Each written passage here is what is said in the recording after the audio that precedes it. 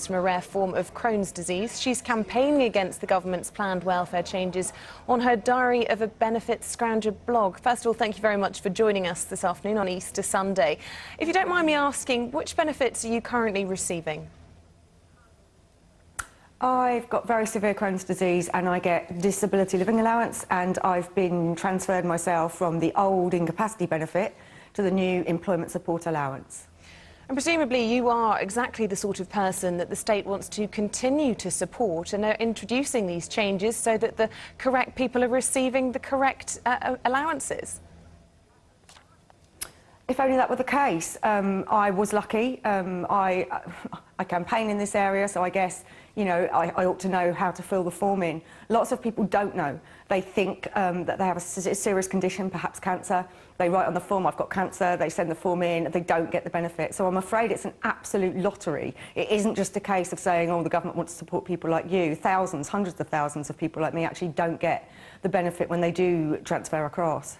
So is your main concern with the administration, with the way that people are being sort of asked to apply for benefits, or is it actually as an overview of the reforms that you have a problem with?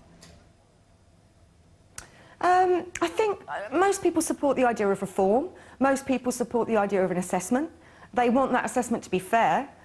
They don't want to turn up and go through a tick box system. They don't want to be treated as though they've got something to prove, as though they're somehow guilty until they can prove they're innocent.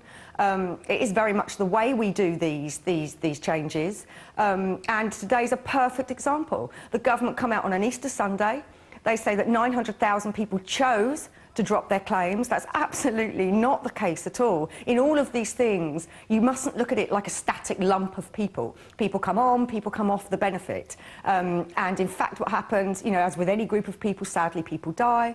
Other people find work they can fit around their disability. Other people stop their claim for numerous reasons. Some people have found after 1 year on the new employment support allowance, the government is simply saying you're not entitled to the benefit anyway, whether you've got better or found work. There's many reasons why people drop their claims. There's many reasons. And in fact, the government did this before. They did it with the employment support allowance, and it turned out that 94% of people had actually found work or got better. People are honest. On the whole, people will come back and say, actually, you know, there's a 3-month qualifying period. I didn't realise, I've got better. I don't need the benefit. Thank you. That's what the government's own figures showed.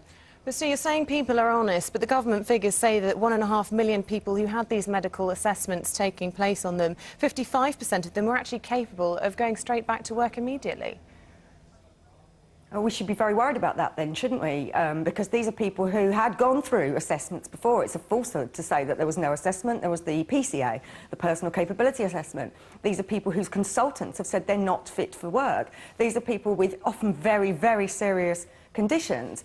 If 55% are being found fit for work, and actually I was quite surprised about that figure today. On new claims, on IB transfers, I actually thought the figure was lower, so I'm rather surprised. Need to see where that figure's come from. I think we should be worried about that. I don't think it should be trumpeted as good news. Clearly, perhaps some people with the right support can work. That would be fantastic. The support isn't there. The government actually aren't supporting people into work. You might get a bit of help putting together a CV. Many of us have very complex needs, and if that was all we needed, we'd be working already.